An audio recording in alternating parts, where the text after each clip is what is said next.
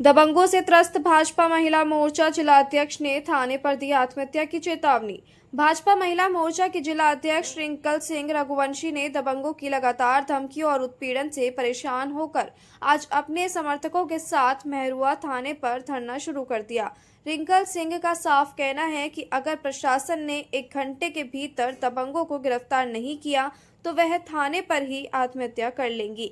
धरने के चलते मेहरुआ थाना परिसर में हड़कंप मचा हुआ है। मौके पर भारी संख्या में पुलिस बल तैनात है और अधिकारी हालात संभालने की कोशिश में जुटे हुए हैं।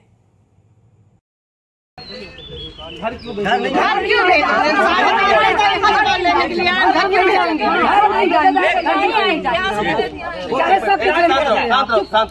जी माननीय विधायक जी मेरे पास मैं लगभग 2 घंटे थाने आ गया हूँ और सीओ साहब बैठे थे। सीओ साहब से मेरी बात हुई। सीओ साहब मैंने कहा महिला जिलाध्यक्ष जी कहाँ हैं, उनसे मिल गया।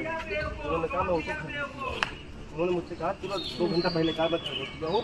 2 घंटे से गाड़ी में बिठा के घुमा रहे हैं, महिला थाना ले जा रहे हैं, कहीं वहाँ ले जा रहे हैं, कहीं वहाँ ले जा रहे हैं। 2 घंटे से अभी मौके पे तो सब सही बात है। 2 घंटा पहले यही बात उन्होंने बैठा देती है, 2 घंटे तो घर नहीं पहुँची, हम लोग पता चला है। आप पता नहीं कहाँ लेके घूम रहे हैं, आप कह रहे फिर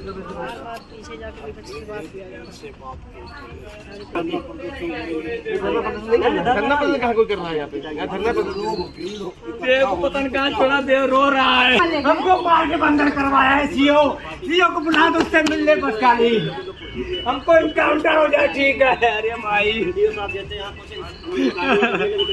विकास सिंह है, पूछ लीजिए, विकास सिंह है, पूरा नजीर से है, विधायक जी पूछ लीजिए। मैम आपका नाम क्या और पूरा मामला क्या है?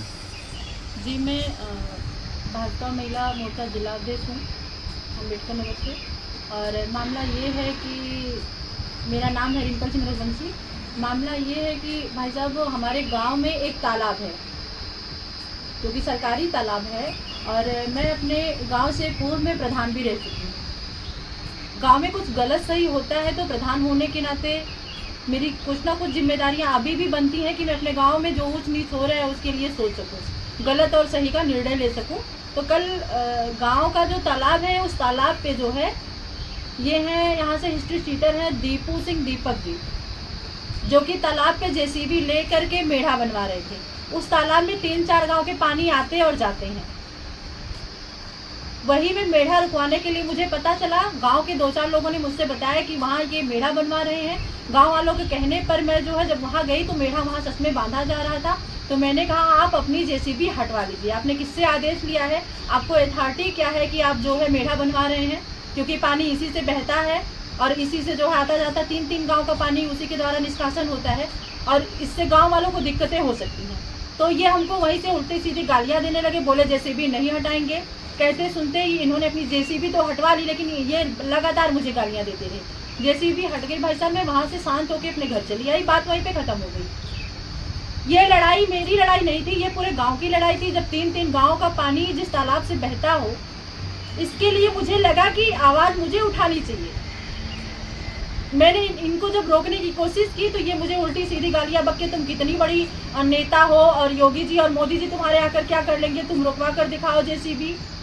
लास्ट में इन्होंने जेसीबी भेज दिया। मैं अपने बच्चे के साथ अपने घर जैसे ही आती हूँ, इनका छोटा भाई सीपू सिंह 19 जो कि हमारे घर में बुलेट पे बैठ करके ये जो है पिस्टल ले करके मेरे घर के अंदर जा करके, गाड़ी की आवाज़ जैसे ही आती है ये तुरंत मेरे घर के अंदर आता है और तुरंत पिस्टल दिखा के पैर से मार के, मेरे पैर में चोट भी लगी है, ये पैर से मार करके और धमकी देते हुए बाहर जाता है कि माधव चो तुम कह रही थी, चैलेंज दे रही थी कि मेढ़ा जो नहीं बांधने दोगी, मैं मेढ़ा बांधूंगा, तुम्हारी औकात हो, तुम्हारी नेतागिरी में क्षमता हो, तुम्हारे योगी मोदी जी में क्षमता हो तो तुम मेढ़ा रुकवा करके मुझे दिखाओ।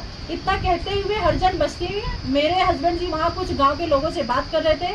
बिरजू जी जो कि बिरजू जी पूर्व में प्रधान जी रह चुके हैं, उनके दरवाजे पे हमारे हस्बैंड जी 2-4 लोगों से गांव वालों से बात कर रहे थे। इनके बड़े भाई दीपू ने और ये सीपू सिंह 19 जी ने, दोनों भाइयों ने हमला कर दिया।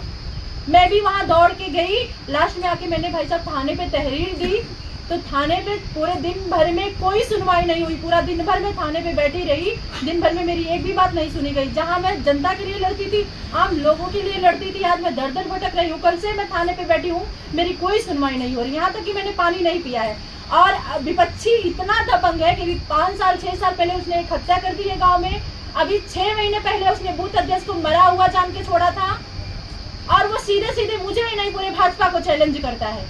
अभी 6 महीने पहले उसने बूथ अध्यक्ष को मरा हुआ जान के छोड़ा था, और ये चैलेंज वो मुझे और बूथ अध्यक्ष को नहीं, पूरे भारतीय जनता पार्टी को दे रहा है कि किसी में औकात हो तो मुझे रोक कर दिखाए। और बोलने पे कुछ कहता है कि पूरे घर को जो है मैं बम से दगा दूंगा।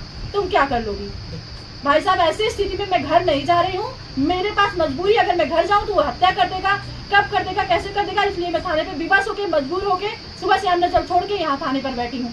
जब तक वो गिरफ्तार नहीं हो जाता तब तक मैं कहीं नहीं जाऊंगी।